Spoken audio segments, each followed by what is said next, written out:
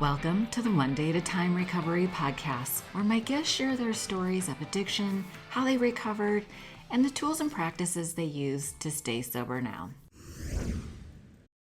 Well, Billy, thank you so much for joining me today. Pleasure. Thanks for having me.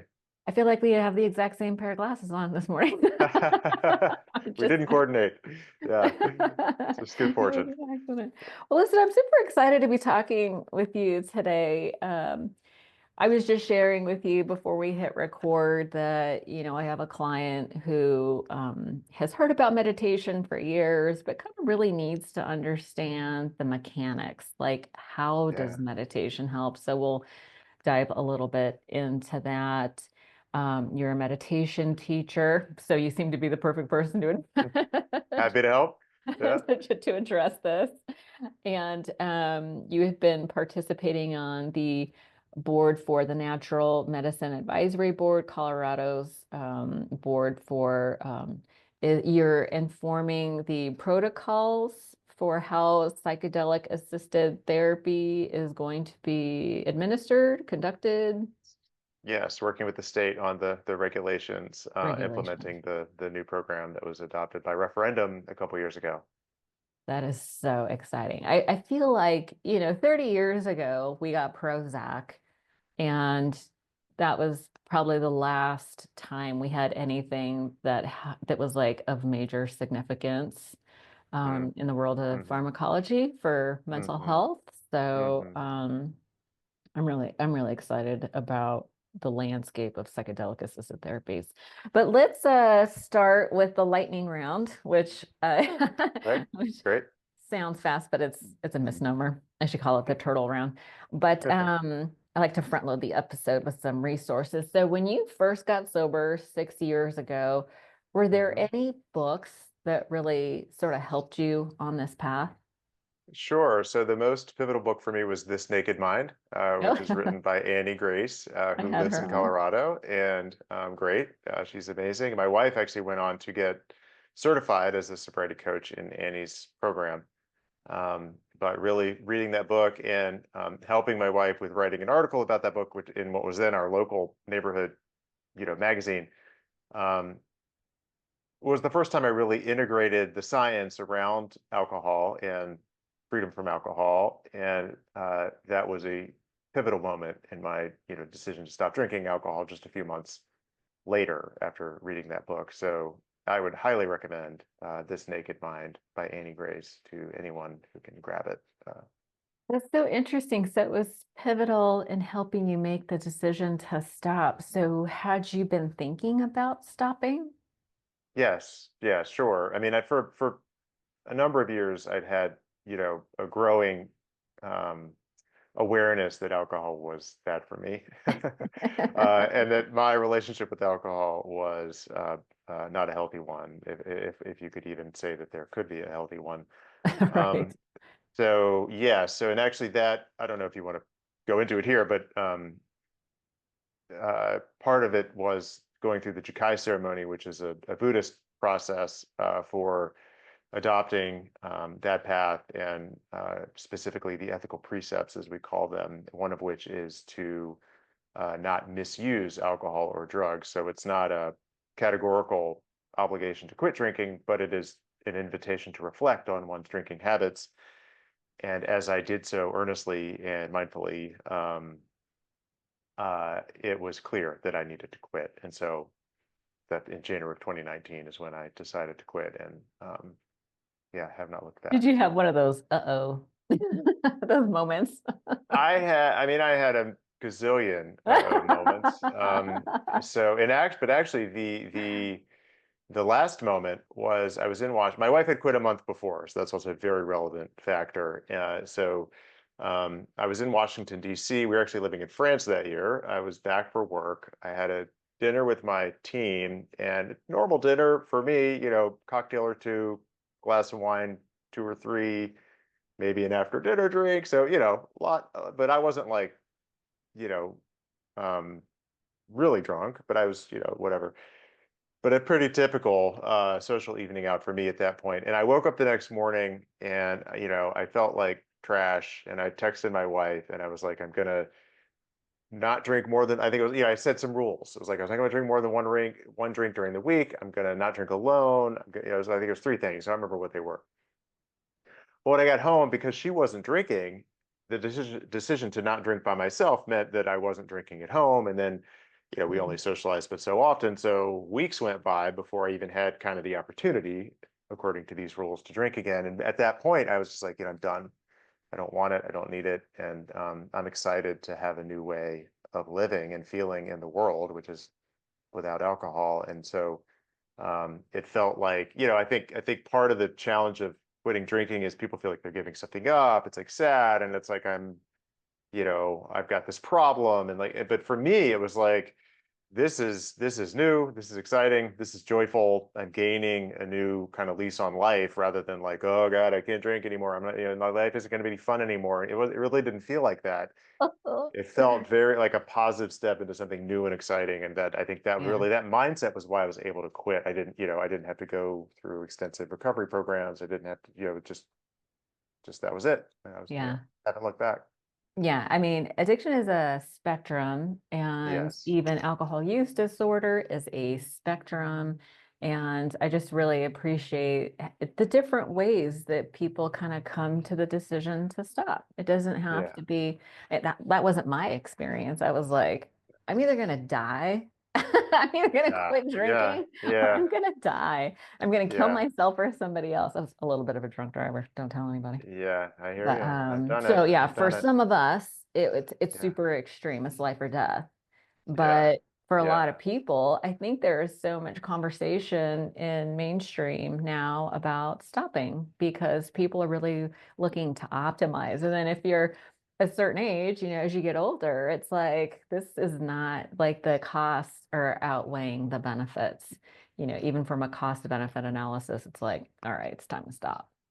Totally, totally. And they're just an incongruency. I like, with my Buddhist practice, mindfulness practice, I Right. would go on yoga retreats, and again, not to judge or knock others, but actually there was a retreat we went on about a decade ago in wine country, so it's like you do a couple hours of yoga in the morning, and then in the afternoon you go out and you get sloshed at vineyards. And there's something You're all just for something. me, that is not aligned. And they are No. two contradictory things in my opinion. And so, Yeah.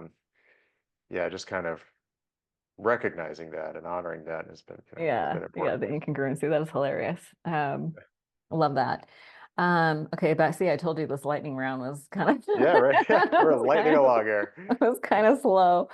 If you look over the last 6 years, and this might actually be a good question for you, do you have a go-to mantra or quote that you live by? Oh gosh. Maybe even a Relating to cliche. alcohol or just in No, general? in general. Okay. Oh, I have Maybe many, there's some. many mantras and some of which I include in my book. But so a big one, which has actually become my metta prayer, the version that I put into the book, and the loving kindness prayer, traditional or meditation prayer may not be quite the right word. Um, in the Buddhist tradition is kind of, may I be happy, may I be healthy, and it's like may all beings be happy, healthy. It's sort of a cycle of recitation.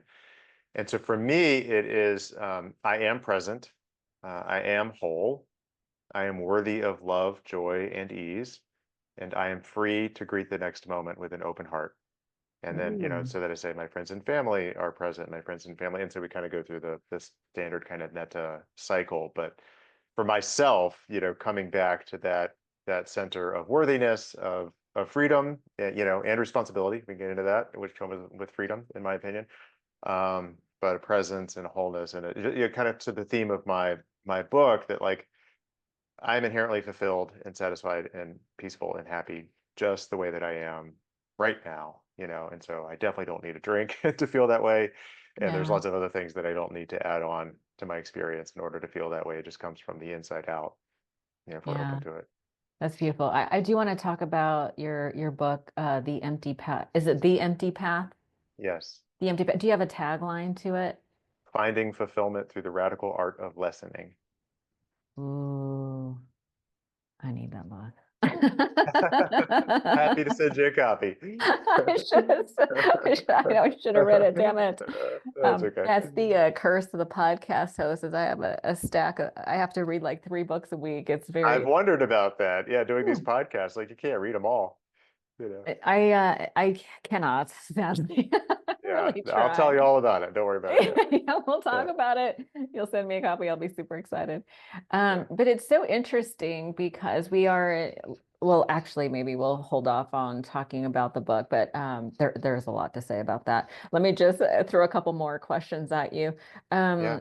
Um, you must have a regular self-care practice. I would imagine do you have a morning practice or do you think of it as a weekly? Because I know there's some things that we do daily. There's some things that we do a few days a week. What does that look like for you? Sure. So, yeah, it really is part of my Zen Buddhist practice every morning. After I wake up, I meditate for about 30 minutes. And living in Denver, I had the benefit. I was a very active participant with the Zen Center of Denver. So, usually a couple times a week, I would go there to sit with a group, which we'll get into it, but is really important if you want to establish a meditation practice of whatever form.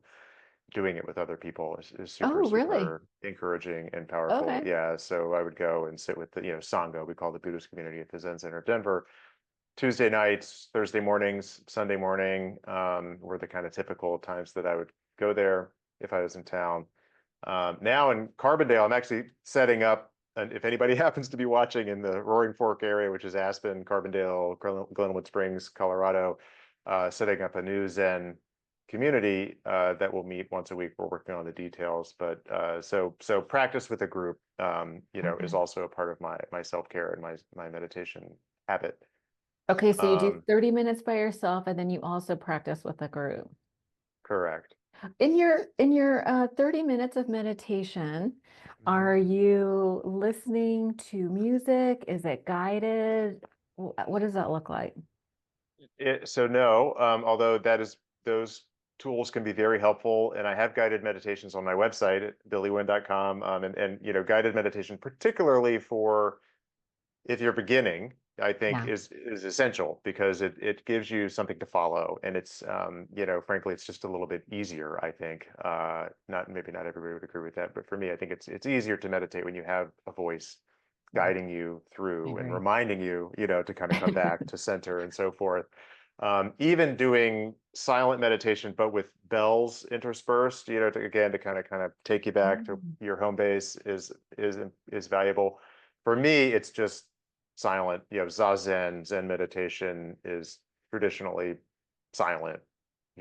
Actually Um, facing a wall. So limiting the opportunity for external distractions as much as one can. I sit in my relatively dark closet, actually. So if somebody's looking for a real sexy, magazine cover type of meditation, that is not what I have to offer. It's not But required, which is a good yeah, thing.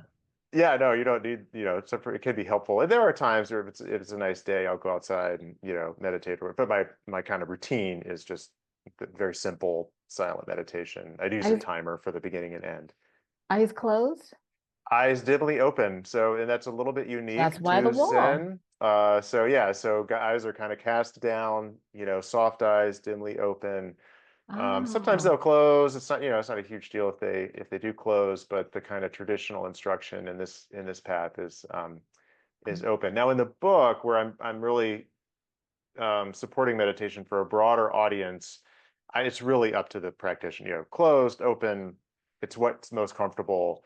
It's not like I prescribe eyes open, but that is what I do in the morning is they are open. okay. I think that's an important distinction. I just always assumed eyes closed, and I was like, why facing a wall? But now, if you're going to have your eyes open, that makes perfect sense. Right. Yeah, I yeah, did yeah. not know And that. I've never heard and I think anyone say eyes that. eyes closed is probably more common, just so Yeah, but that's for probably why you sure. think of it that's more common. Yeah. Yeah, they even say that in a lot of guided meditations. Close your eyes. You're invited to Yeah. close your eyes. Yeah, take Sure. a few deep breaths. You know Yeah. when I can't sleep, I'll listen to Michael Sealey on YouTube. Okay. That name sounds familiar. Yeah. Yeah, Okay. he's I think more tied to hypnosis, Okay. self-hypnosis, which is all Hmm. hypnosis is actually self-hypnosis. But sometimes if I wake up and I can't go back to sleep, I will listen to a sleep hypnosis, is what he calls it. But he Cool. starts out his practice with like you're taking a few deep breaths and then he'll instruct you to close your eyes. So it's like, oh, so your Yeah. eyes are actually open for a little while and then you go into the so I just thought that was Yeah. interesting. Like I hadn't really thought about that. I might have to try that. I'm gonna Does that work pretty well for you? That because I wake up in the middle of the night and can't always go back to sleep. 100%. Yeah. Okay. All right. Yeah, I'll I check it started to out. read. So I've been with my husband for like 31 years, and he always has fallen asleep before me. Uh-huh. And I Uh-huh. started doing the Michael Seeley sleep hypnosis as I went to sleep. And sometimes Mm-hmm. it depends on like what's going on in my life. There are periods of time where I'm like I have a lot of projects and I get super stressed out. So my Sure. mind's Sure. very, Same. very, yeah, mine's very busy. And Yeah. so I was like, I have to do something about this. So I would actually I can sleep with my headphones on or my earbuds. So I would wake up and then I would wake up to his voice and then go Uh-huh. right back to sleep. And I over love that. a short period of time, I started falling asleep before my husband, Nice. and I wasn't waking up at 3 a.m. Excellent. Cortisol rush. And then I started Yeah. doing all the like the Huberman stuff, right? Like waking up, getting sunlight in Uh-huh. my eyes, and Uh-huh. ashwagandha. I did the gummies. Mm-hmm. It's just I didn't want to do tea because they say for your sleep hygiene not to drink a lot of liquids before you go to sleep. And Sure. so I didn't do the tea. I did the gummies and things like that that really helped improve my sleep hygiene. But yeah, that he's got Michael Seeley on his YouTube channel. And he's got some that are like 8 hours long. Oh, okay. Take it through the night, huh? Yeah. Yeah, literally. Yeah. Uh-huh. So give it a shot. Let me know what happens. Thank you. I will. Yeah. I'm Yeah. writing it down. Yeah, Yeah. Michael Thank you. Seeley. It's good. He has got a huge following. Yeah. Let's see. When you look back over the last 6 years, thinking about where you are today, is there anything that you wish you would have known when you first quit drinking? Oh. Um, well, I mean, it gets into the opening the bar. And really the kind of life lesson that I learned that prompted the writing of the book was because when I quit drinking in January of 2019, it was at the early end of the phase of all these new alcohol-free products coming to the market. Yeah. Athletic brewing, which is now everywhere, even down here in the South, and um, a community of people who like sober curious, people who are quitting or dialing back drinking, for lifestyle purposes, not because they felt like they had to or because they, felt like they were alcoholics or what have you. So that movement, was really, really encouraging for me. And that was part of the reason I had this attitude of like, this is cool and new. This is not like lame and, sad. Um, but what happened was so not only could I stop drinking, I wanted to be a part of that movement. I wanted to be a leader in that movement. And so I started with Christy, my wife, an alcohol-free bar in Denver that opened in the fall of 2020. And then when we opened in May, June, at the bar, full bore, COVID restrictions were released in May, June of 2021, and it was busy and doing well. I was like, well, I'm going to franchise this, and I'm going to, we literally got franchise licenses in 25 states and had an operating manual and Wow. all this kind of stuff. And it was just more, the theme is more and more and more and more and more. It wasn't enough to quit drinking, which was a huge life change for me. And my wife calls Mhm. it a miracle. I mean, I drank a lot. I was an avid drinker for 25 years. So the lesson, what I kind of wish I had known then, which I hadn't quite fully realized, was that quitting drinking was enough. And actually, I was enough no matter what, right? So that's that, and so that getting to my wit's end and my really kind of an emotional low point of my life by the August of 22 when I decided to close the bar and then kind of recentering and reconnecting with myself and my family and my relationships and my Buddhist practice. And it was really that fall when I decided to write the book. So it took, you know, those two, and this is the way, life is a wheel for me. It's not like I don't believe in the like I once was lost and now I'm found, kind of narrative arc where it's like you have all these problems and then something happens and you no longer have problems. I mean, it's just like, we relearn these This is lessons not for Star me Wars. over and over. Exactly. It's like if only it were so tidy, but I wish I knew better. I guess I wish more, intimate and connected Yeah. with the fact that I'm already fulfilled, from the very Yeah. beginning, and I didn't need to do all these extra things to like be a meaningful person or prove something to the world. So anyway, I don't, having said all that, I don't regret doing the bar. It was an amazing experience, but Yeah. it was a lot of stress that I didn't necessarily need to add on to my life.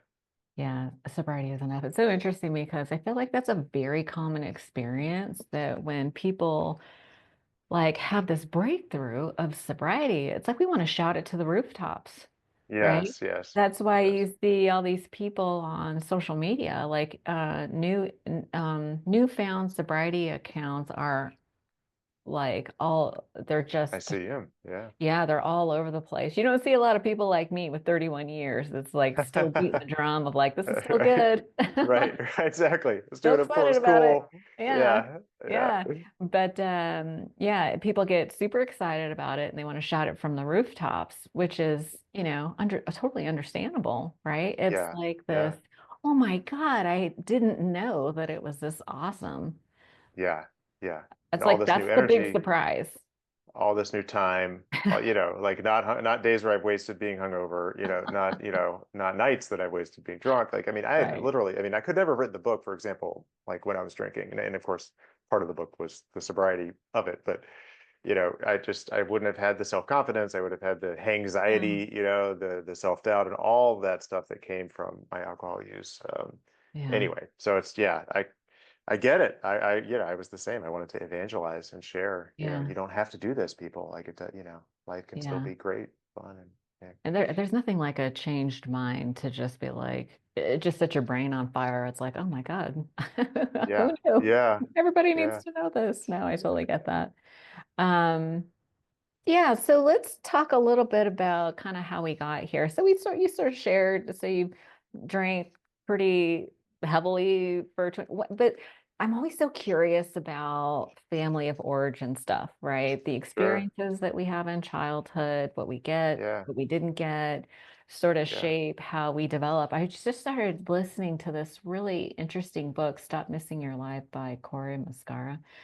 He's Hmm. talking about this idea that we have these adverse experiences in childhood. Like it really comes from a place like, what didn't we get? Like if you Hmm. didn't get the Hmm. attention, if you didn't get the nurturing, if you had a parent that was critical, those are like sort of shame-based identities that we develop these pride-based identities. Like if you were neglected, we sort of take on this identity that like, oh, I don't need anybody anyway. Right. Yeah, And right. so I'm always so curious, like what was going on in childhood. Tell me a little bit about like your relationship with your parents. Like what did your dad do? Did you have siblings? Sure. Yeah, yeah. And just to tie it in for those watching to the book, like, so the book opens with kind of the sort of pivotal emotional events of my childhood, and each Okay. chapter starts with a personal vignette from my there's 10 chapters, and each one kind of talks about aspects of my life, talk about the alcohol-free bar, to kind of root the teachings and the practices that I'm offering into my own life experience, and therefore Yeah. hopefully translate to the reader's life Yeah. experience. Yeah. But Yeah. so the kind of I had a relatively comfortable childhood until I was about 12, and my parents decided to get divorced. My dad went bankrupt. He ended up going to jail. He was a Jail. public official. He was the mayor of my city, and so all of this played out like on the newspaper headlines and on the Oh, evening news. And my brother, I have an older brother, my only sibling, and I were going through this as adolescence. And it was, it was bad enough as it was, but it was also a very, very public kind of disintegration of our family structure. And so, I mean, as a 12, 13, 14-year old might, I just kind of watched it happen. I felt very numb. I felt like it was out of my control. And that, so I was kind of an independent, kind of like you were pointing to earlier, like, only I can save myself. And, I'm going to, I am the only person I could depend on. And, said about kind of this armored approach to life, of cautious about new relationships, um, and defensive about my, kind of academic and professional success and all that kind of stuff. And in high school, unsurprisingly, started drinking heavily and adopting that as part of my identity. That I was like a party guy, and that also, by the way, I was partly due to that experience, but even prior to that experience, I was relatively introverted, relatively shy, relatively quiet, pensive, intellectual, those kinds of things. So I'm not very comfortable socializing to begin with, and then going through all of that only kind of multiplied that. And so I used alcohol, as many do, as a tool to feel more comfortable and feel like I was funny and feel like I was interesting to be around, in that kind of environment. Yeah. A question about when you were, man, 12, 14, those are like when your brain starts coming online and you realize that it's like the worst possible time that could have happened to you, right? Yeah, you're right. Um, Thank you. Yeah. yeah, it was like the absolute worst time. Um, what was the feedback from your friends? Like, were you getting, I mean, kids are cruel, right? Were they teasing Yeah. you? Were they talking shit? I Like, mean, most people were pretty cool about it. I mean, I think in my hometown, there was kind of like my hometown crowd, which was in the city where my dad was mayor, and everybody kind of, had opinions about that. And that was probably worse because, at you their were dinner hearing tables, you were hearing what the opinions were. directly and indirectly. Yeah. And I felt the Brutal. social isolation from that because, I think that parents would be sitting at the dinner table talking about my dad, and so In front of you. no, no, no. I mean, like my little league baseball teammates, would be coming from a household where they were Oh, reading the paper and I talking see. about that darn mayor who was doing these darn things and who, was going to go to jail. And so but in my school, I went to a private school in Norfolk, Virginia, which is 30 minutes away. It was a little bit of a different thing. I mean, it was all the same newspaper, but it was like not as directly impacting kind of the households Okay. of the people I was socializing with. And in general, there were some instances. I'll never forget a guy who was a math teacher and also became my baseball coach. We ordered pizza for lunch, and I was like seventh grade, and I said something like, is there going to be? I was hungry. I was like, is there going to be enough? And he goes, don't worry, your dad will just pay for it with city funds. If we need more pizza. And like, I mean, the guy was, obviously the Billy now knows that that was just ridiculously inappropriate, right? Inappropriate. And like Yes. childish and like Dick. just a disgusting thing to say. And he's like 26 years old, So I mean, at the time, he's like a young teacher, whatever. But at the time, it was like, ooh, it was like a cut to, I don't even know what it was. To my colleague, my classmates' credit, nobody, even a seventh grader next to me knew that that was like a really cruel and dumb thing to say. So it wasn't like Like people anyway. got But that quiet. yeah, yeah, but It wasn't that was funny. pretty isolated. It was not funny. It was not, I mean, whatever. Wish him Yeah. well. He's much older now. I wish him, I wish him Yeah, well. Bless him yeah, on his path yeah, over there, away from that's right. me. But the point being, it was more of an internal experience. It was not, I mean, Listen, I did experience social isolation, and like I had some, problems with intimacy in middle and upper school and, all those types of things, but it wasn't like I was explicitly ostracized because of these things that were happening to my family. It really listen. wasn't like that. All you need is like one or two mean comments to ricochet in your mind and Right, to let right. your young mind make up stories about what it means about you, how to protect yourself. I mean, you don't Yeah, need a lot of external criticism for it to affect you that's deeply. true. Listen, and I That's hate true. to ask this, but everyone's going to wonder, what did your dad do? You said misappropriation of funds type of thing? So it's kind of a long story. So at first, when he stepped down from mayor, he was accused of misappropriating campaign funds for personal use.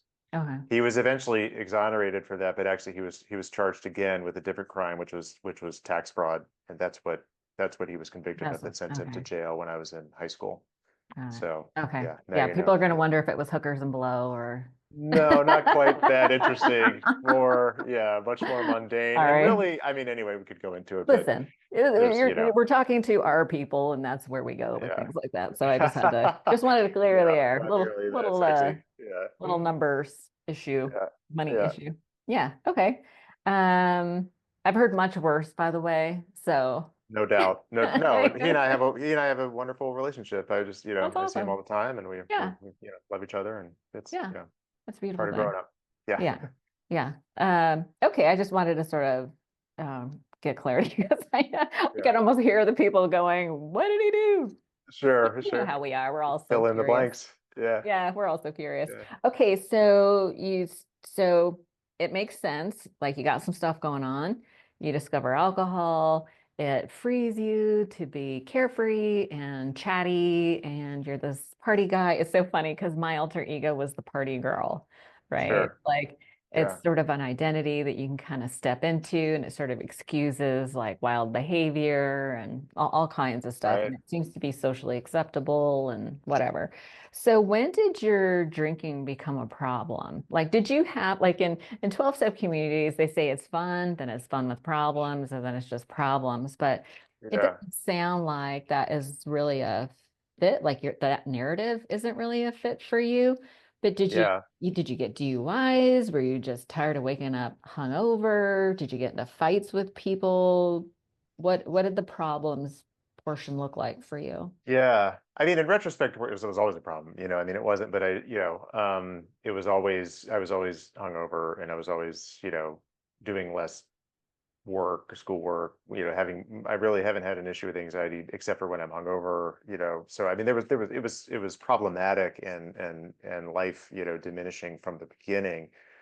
It didn't, I guess, I didn't really start acknowledging it as a problem until I was getting older, and, kids, and like Yeah. hungover on Saturdays, going to the soccer games, and starting to feel the conflict of that. But toward the end, there was, to kind of more directly answer your question. I mean, there was a feeling like this isn't funny anymore. This isn't cool anymore. I was the drunkest guy at the party, and it's like, when you're 42, it's just kind of like, what's wrong with That's this not guy? It's cute. not like raging cool guy anymore. It's like, I mean, if that was ever the case, it's more just like, okay, this is the guy that's kind of the outlier that's got a problem here. So there was that. There was also, I was like Googling, at what point does liver damage become irreversible? I think in the last couple of months there, I was like trying to titrate. I was like, okay, do I need to quit now? I was like, I've been doing this for 25 years. It's like I'm moving into this middle age, and How far can I do I have to push? quit now? Right, right.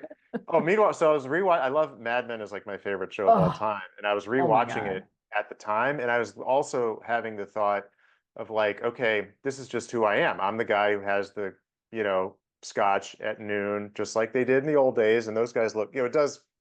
I love that show 1,000%, but it clearly glorifies drinking and cigarettes. I mean, so, but anyway, so I mean, I was having just crazy thoughts like that. Like, that's just me, I'm just going to be a drunkard. And if I live 10, 15 years less because of that, then that's who I am, so those were some red flags, I think, at the end of the journey, that something was really wrong here. But there was not, kind of the quote unquote rock bottom event for me, which I do have some curiosity about, the term alcoholic, and the term, the idea of a rock bottom. I didn't wake up in a ditch that people say. It's kind of like, which implies that, like, there's two camps, right? There's the people who don't have a problem with alcohol, and there's the people that do.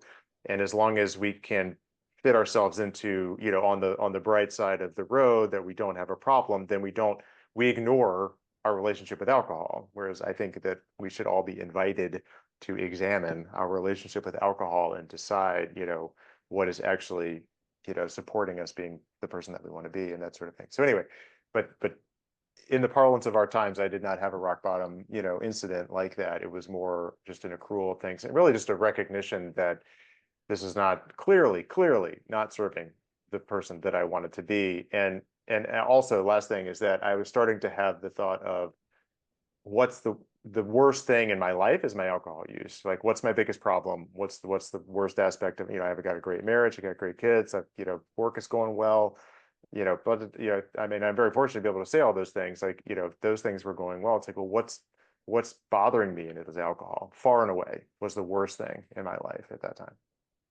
That is so interesting. It's all about it's all about perspective, right? So when you're thinking about you actually use the word, what's the biggest problem I have in my life? And it was like alcohol. So alcohol was a problem. Oh So, yeah, yeah, right, right, but clearly, yeah, yeah. but it didn't involve the police. It didn't Right. involve like beating your wife. It didn't Oh God. involve wrecking your car. Like those are the things that or, public humiliation. Maybe you got the sense of like, that idea of being the drunkest guy at the party and like that's just who I'm gonna be and blah blah. Like you're really like, comfortable with it. I often wonder like what would it be like if somebody like videotaped or just like recorded the Hmm. guy being because I think the next day when you wake up you don't realize how bad it was. But Yeah. I wonder Yeah. if you Yeah. saw a video of like you'd be like, oh my God, that is awful. Like I Oh, well, it's funny you say that because there was actually one concerts. I don't know if your listeners care about this, but so I was at a concert at Red Rocks, as I often am, before I quit drinking, and I'll never forget. Joe Russo's Almost Dead is a really really talented Grateful Dead kind of cover band kind of thing, but good plug for them hopefully. But I ended up blacking out, and I faintly remember the first couple of notes of the show and the last couple of notes of the show. And there was because it was this really kind of really epic show. There was a prominent YouTube recording of it, and I was front and center. And so I have seen a video of myself, the back of my just kind of like just the way blacked out, zombie, drunk, and everybody else is just like raging, having the time of their life, and I'm just sitting there, kind of just completely clueless. And I have a little bit of video evidence of how terrible it was, oh to my have gone God. down that path. But anyway, yeah. Can I just tell you, I'm so grateful I got sober before social media. Oh yeah, yeah, yeah, yeah. Yeah, sober True. media before everyone had a video recorder on in their hand. I can't imagine. Oh my God. Okay, so Yeah. yeah, I mean that's a bummer. That's cool that you have a recording of it, kind of. Yeah, kind of. At I, least I get to see the I, show that I don't remember. yeah, you don't Yeah. remember. Yeah, I forgot where I was going with that. Okay, so you so it's because so you strike me as a very intellectual, analytical kind of a guy, and I really I can see the appeal of understanding the science behind how alcohol affects us and like sort of deconstructing. There's something about viewing our relationships with alcohol through the lens of science that sort of depersonalizes it. Yeah. So that kind of takes the shame out. It's like, oh, I'm not a piece of shit, because that's where a lot of people Yeah. go with. There's a lot of shame Yeah. tied. Did you experience a degree? Like, what was your degree of shame around your drinking? It wasn't really like that, I think. I mean, I was ashamed. I mean, I was ashamed of my kind of behavior, in drinking, and I was ashamed of my, increasingly apparent dependence on alcohol. And so I there was shame in that sense. But I guess when I quit, you know what I mean? There was no more shame. Like, so there was no shame involved with like me as a person or, that kind of thing. But this naked mind and the other evidence that I was seeing around how alcohol operates and, how it is highly addictive, I mean, it is. So it's not like my fault that it's an addictive substance. It just, that's what it does. Yeah. So that did help, and it did help kind of objectify the issue and kind of keep me from, yeah, thinking that there was something kind of that I was like broken, and Yeah. that kind of thing. Yeah. Yeah. I feel like there's a lot of people that just feel like, they try to quit and they can't. And it just becomes like this thing, this story that begins to emerge of like, I'm a piece of shit. I'm full of shame. And like, there's a Yeah, lot of that for a lot of people to contend with. And I really yeah, think that understanding the science and not just the physical science, but the social science too, right? Because it is the hmm, only drug that you have to explain why you're not using it. yeah. Right? It's It's kind of wild. crazy. It's They do wild. it What's at wrong with you? church. Why aren't you drinking? Yeah, Yeah. yeah. You drink at It's church for heaven's sakes. Apparently Jesus turned water into wine and that was like a right. good thing. And Yeah, you know what I yeah, mean? yeah. I Yeah. hear you. So It's yeah, very accepted and the encouraged social, and the social enforced. science is crazy too. Yeah, So let's talk about, I am so curious. So we were talking about um, there are things that people can do. So, understanding that alcohol is sometimes a symptom of a deeper problem. Alcohol is addictive. We kind of get swept up in this and you decide to put it down. What did you replace it with? Were you already doing meditation or you were already doing Yeah. meditation?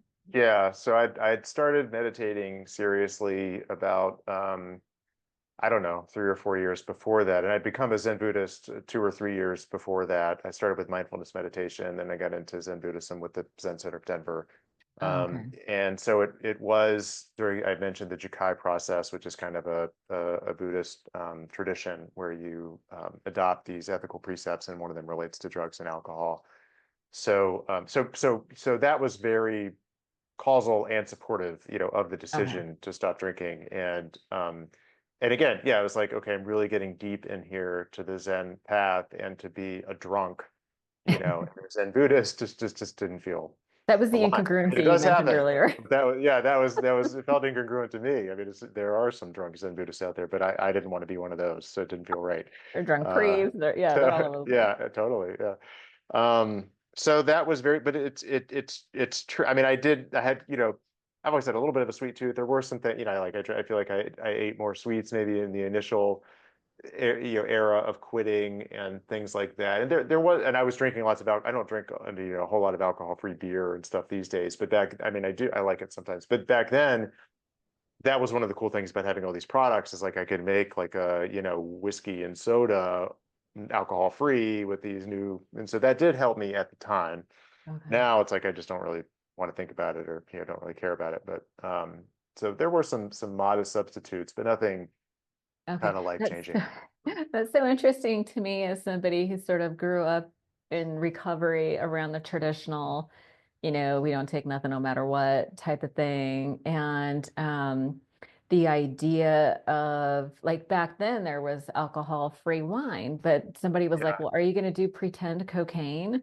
Like, right, what is right. the deal here? And I was like, oh, yeah, I guess Yeah, I wouldn't do that. So I didn't yeah, drink. I was too afraid that it was going to be too much of a slippery slope. But I have heard yeah. from so many people that having the alcohol-free substitutes is actually helpful. Yeah, yeah. And it's, everybody's got their own path. And I was right in the middle of this with the alcohol-free bar Right, right, in right. Denver, where we had that we saw and engaged with, and worked with and strove to understand the whole spectrum of people in the alcohol-free and Yeah, sober curious, whatever you want to call it, space. yeah. And there were people who were like, I mean, there were people who were like, this is a terrible idea. This is going to, create, revived alcohol, like the bar, the whole thing we were doing. Some people were just totally opposed to, because they thought that the bar environment, and it was intended to feel like a bar minus the alcohol. That was the Sure. business model, and so it did feel that way. And also the non-alcoholic products, some of which, not to get too granular, probably gets less interesting, but like some are truly alcohol free, and some are up to 0.5%. Like many of the alcohol free beers are 0.2, 0.3% alcohol by volume, and so they're not zero. It's not zero. If you drank 30 of them or whatever, you would have the feeling of one beer, but it's not, and then we'd have debates. It's like, well, a ripe, banana has more alcohol than a 0.2% NA beer. Yeah, But, again, you can't tell if a person is in recovery and they're afraid to drink that can. And it's like, don't drink the can. Like, I'm not here to persuade you of that. right. But I think that for the newcomer and for the public at large, like the the traditional approach where you have to say no to the whole scene and no to anything that tastes like what you used to taste, may or may not be the case for the individual person. It's like that's another thing that we have tried to navigate, is like some people feel like they kind of own sobriety, like, kind of like their definition of sobriety and their approach to sobriety and their path to sobriety, and what's permitted and what's not permitted in sobriety is sort of like, um, Gospel. protected gospel. And so Religious. my opinion is actually there's lots of, it's actually, Yes. as with alcohol, it's a spectrum, and it's gray, and it's person to person. And Yeah. so Agreed. the truth is we're each free to figure out what our, and Yeah. anyway, so that's kind of Yeah. how. Yeah. And it goes, the prescription kind of follows the degree, True. right? I think, Like yes. if you're Yes. higher on the spectrum, shall we say, then what's prescribed or what is permissible will be different from somebody like me who, like, there are some people who thrive in really strict boundaries. And there are people who become, dare I say, religious about their methodologies. I know people in 12-step program who are like, this way is the only way, which I Right. don't actually agree with. Yeah. I love it with my whole heart. And I'm a sort of a take what you like, leave the rest kind of a gal, but Yeah. I don't really, anyway, I think you and I are on the same page there. I don't think that there's, I think even in that world, there's a lot of room for differentiation. Um, but yeah, so you know what's so interesting? What just as an outside observer, it's like you first get sober, you're super excited about it, and you have an amazing project. It's like I feel like when we first quit, that we have all this newfound energy. It's like the Yeah. pendulum swings to this Yeah. other place, and I think it's so important to channel that energy somehow. And the thing about a bar, which I actually really like the idea because we need a place to gather and to Yeah. socialize and to talk. And if a 12-step environment is not a good fit for you, then I really do like the sound of the bar. You know what's so funny is when I first got sober, I was taking line dance lessons at Yeah. the Yeah. Yeah. local Cool. cowboy bar. And Yeah. My daughter does uh, that. yeah, and I went with like my mom and my sister, so I was safe and they didn't drink. Yeah. And we do line dance lessons. And so I got obsessed with it, as we, you know, people with our extreme Sure. personalities tend to do. Yes. And Yeah. I remember, and then All so in. you learn, and then on the weekend you go to sort of strut your stuff and do all the Mhm. things that you learned during the week at the lessons. I had this girl ask me, she goes, if you're sober, why do you spend all your time in a bar? And I just thought that was so funny. And I was like, well, I have a project there. Yeah. Yeah. I Very had a engaged. project. Yeah. So I like the idea that you had maybe that was like the sufficient substitute because they say like in 12 step, they say you need a sufficient substitute. Hmm. And Hmm. so I really appreciate that you found your own unique path that was community based, it was service oriented, and really like affirmed your new identity and lifestyle and path. That ultimately that it was it. Do you struggle with workaholism at all? High achiever? Yes. A Yeah. hundred Okay. percent. We should be Yeah. friends. Yeah. Uh, Yeah. so Yeah. Always doing more. That's why I wrote the book. I mean, yeah, it's definitely, yeah. yeah, more and more. So I get very, yes. Go ahead. I love this. I no, I love this because I feel like people like us I need a project. Like I Yeah. need I need Yeah. something that's creative, that I like to be in sort of a leader position. Um, Yes. but the dark side of that leads to depression, burnout, overwhelm. It can lead to a dark place. And when I got the email with the description of the kind of work that you do, I was like, oh my gosh, I really need this for me because I do want to find that fulfillment that sort Yeah. of the book promises. Um, Yes. if we could just sort of first break down, like, I'm so curious about the meditation piece, like the Yeah. mechanics, the how, because you know, everyone Yeah. talks about a sufficient substitute, different ways of coping with your feeling. Meditation is something that always comes up. But what is the science behind why meditation is helpful for people? Sure. So, where to begin? But a lot of what it does is increases neuroplasticity. So the effective meditation, and by the way, right at the outset, I want to say that you do not need to be an expert at meditation to realize these benefits. You do not need to do it 1,000 hours a day. You don't like the studies that have been done, and particularly around mindfulness-based stress reduction, which is a very well-tested approach to mindfulness meditation. John Kabat-Zinn is the founder of that. And they did studies with people in groups who had no experience at all. And so all you have to do is kind of just like my high school football coach said, all you got to do is show up. Like you don't have to be good at it. You don't have to do it precisely the right way. You know, blah, blah. So that I want to say that at the outset. But there are well demonstrated cognitive benefits, mental health benefits, quality of life benefits, and a lot of that is due to the fact that it softens the wiring, the kind of the hard wiring that we have in our brain between stimulus and response. So, Okay, yeah. child whines, daddy snaps, like that's the hardwired response. And meditation helps us soften those attachments and create new pathways within our brain. And by the way, this is coming from and hopefully going to like the 101 level of, I'm not a neuroscientist, but I, studied, read. And so Yeah. this is hopefully, from me to others, like at a beginner level, how to understand it. But the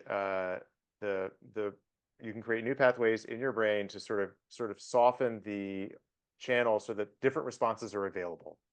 So the next time the Mhm. child whines, it's like I'm not compelled to snap back.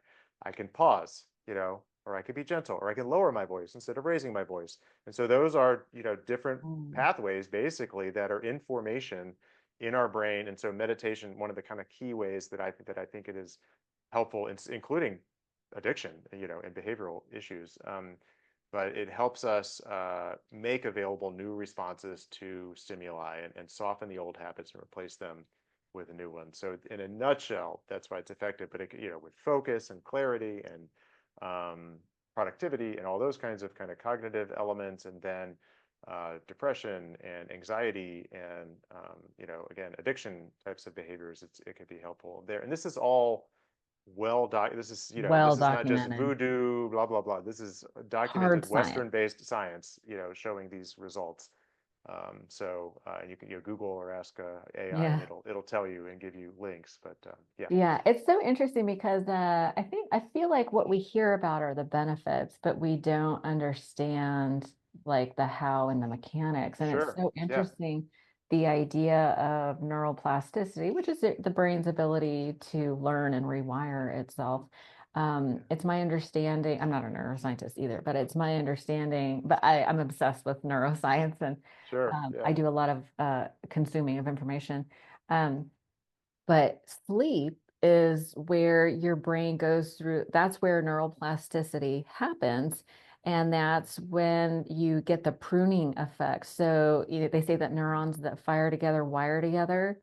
yeah, And so what you're saying is like as you meditate, it softens the wiring and creates more space between the stimulus and the response. I think the practical application for that is if you are aware that you are somebody that's like a people pleaser, or like for hmm me, like I'm a helper, like I want to help, like I'm hardwired to be a helper because that's yeah, what makes me feel good about myself. It's very self-centered. Um, yeah, but there are times when I want to offer my help when it's not requested, like with my kids. They're not yeah, interested in my help. right, yes, They want understood, me to listen, right? And yes, listen and yes, validate. And yes, so it seems like the practical application of this is that if I can slow my thinking down, like the impulse to want to like present a solution, like that's the stimulus. My son's telling me that he's angry after yoga, and I'm like, why are you angry? Like, let's figure it out. Let's fix this.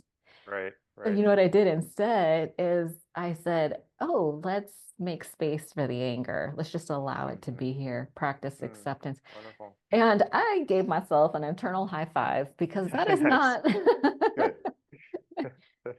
that is not my normal. My Right, normal. right. Yeah, you got to celebrate the victories. Yeah, Yeah, yeah, yeah. So yeah. I appreciate that sort of breakdown of the mechanics as to how it works and why it's important. Um, yeah, so I'm curious about the book. How long did it take you to write the book?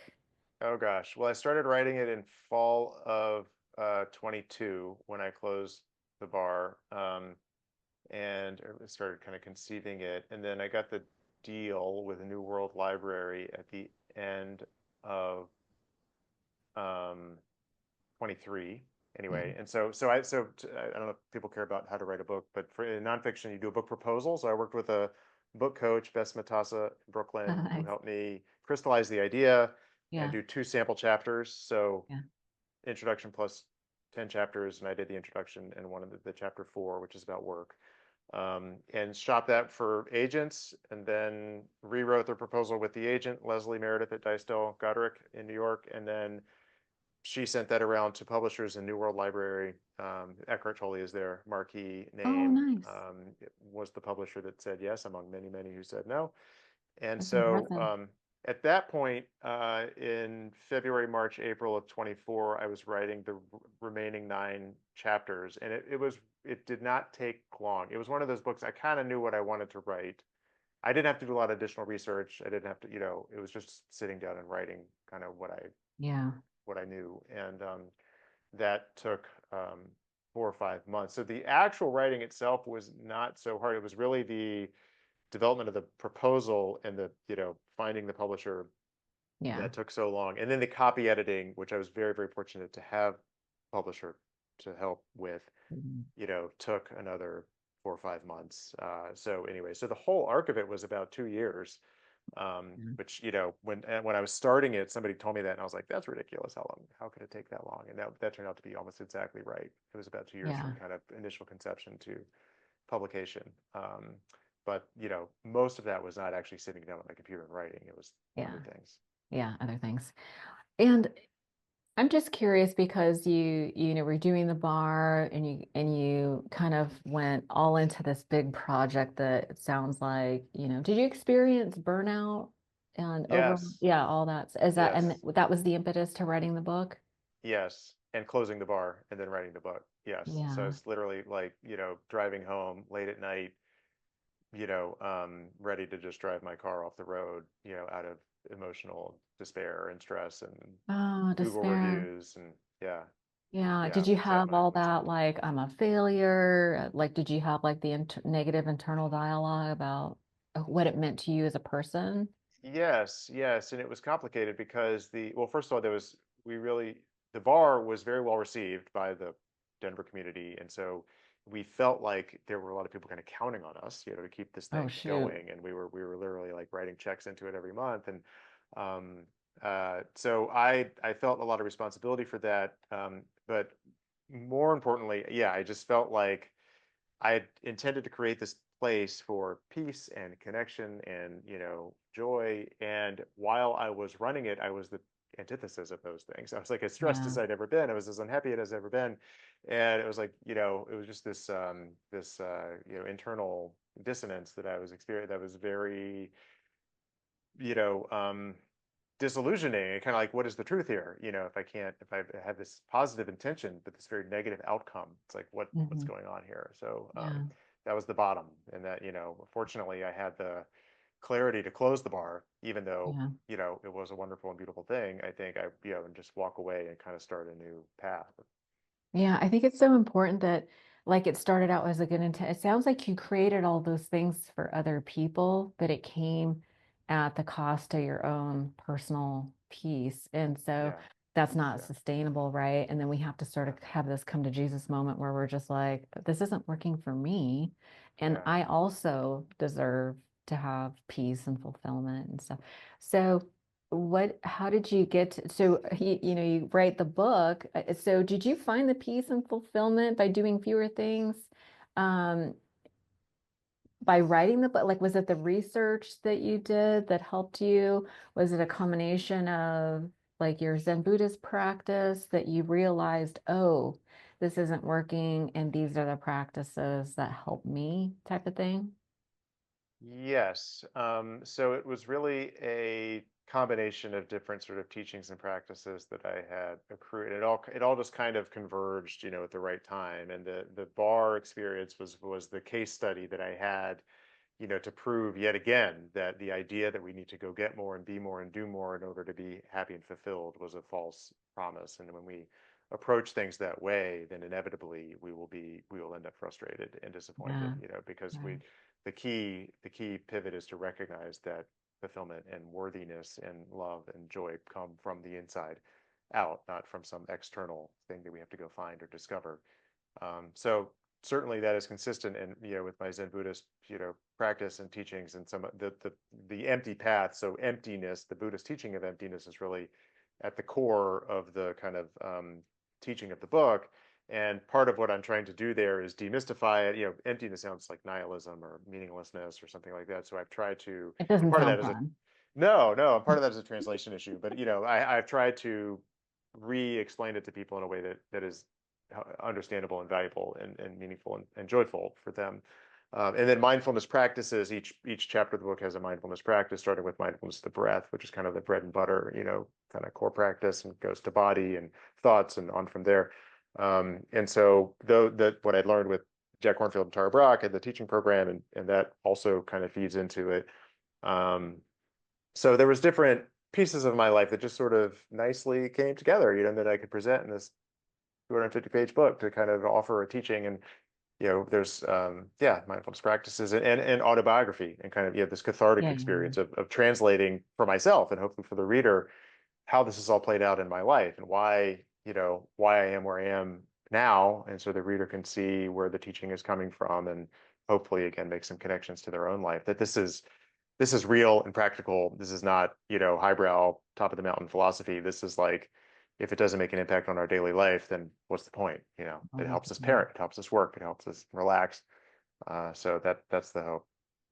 Yeah, no, that's beautiful. And I think the empty path, it struck me as I was in a moment of burnout when I was Mhm. like, oh my God, this sounds amazing.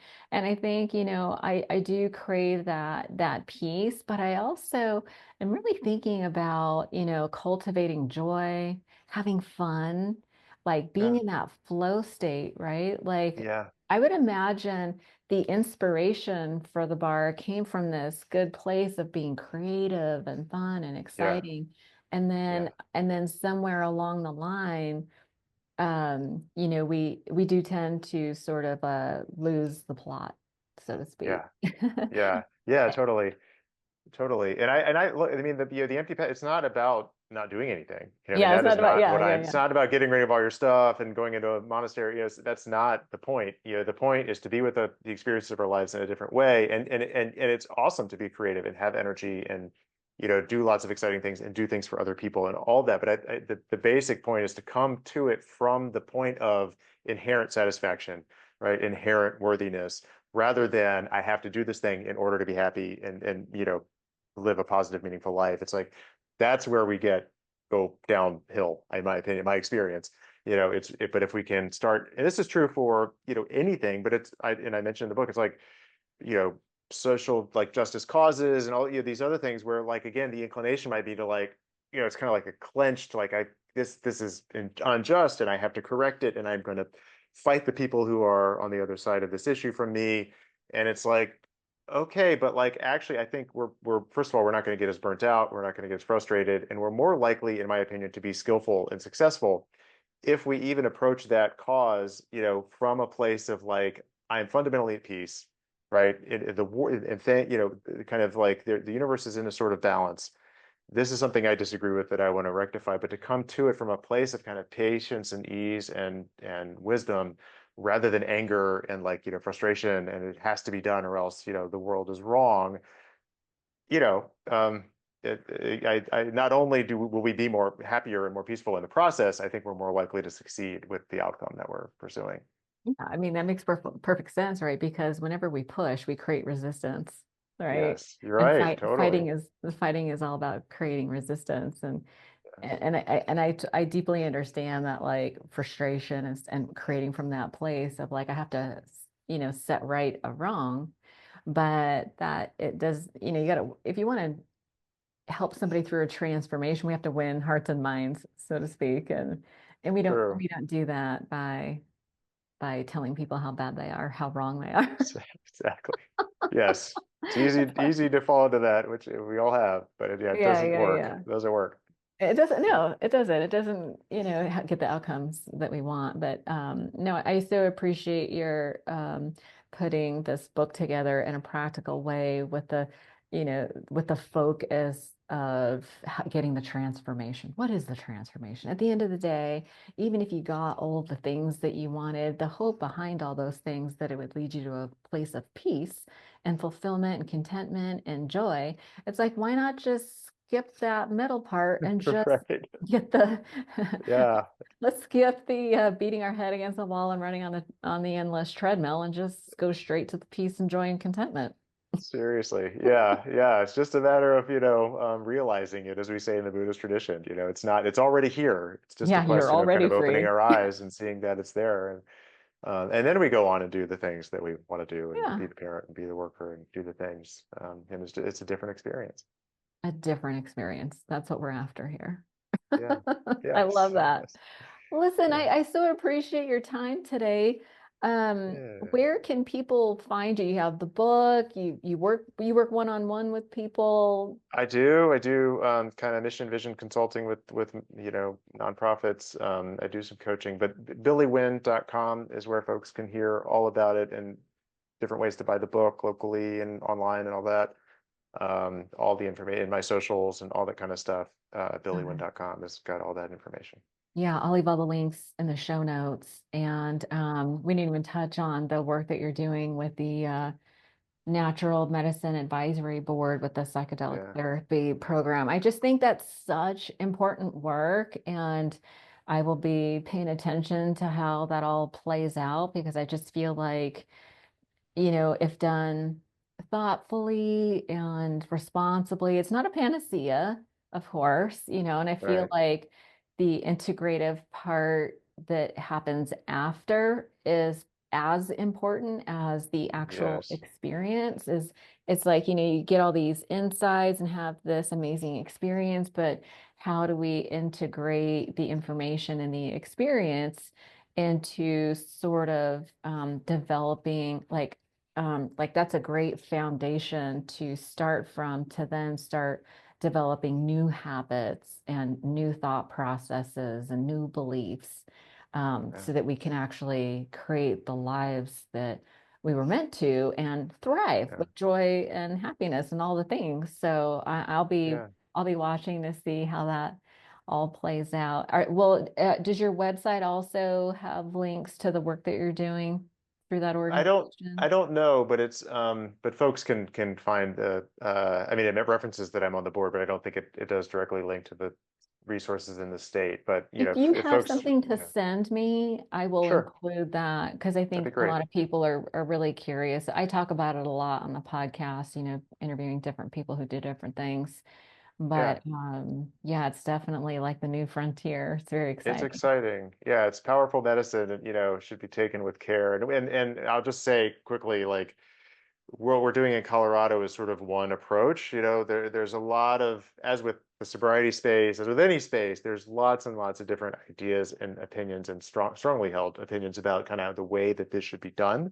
I And bet. so as folks look at the Colorado program, my invitation is like, this is one sort of tack that this state is taking. And so, as for me, the main thing is that people get access to this medicine in a, safe and supportive environment. That's what I Mhm. want. And so, uh, I do think the Colorado program is consistent with that intention, but, there's folks who, are kind of want it to all be free and then there's folks who are like totally opposed to it. So there's a whole spectrum of Mhm.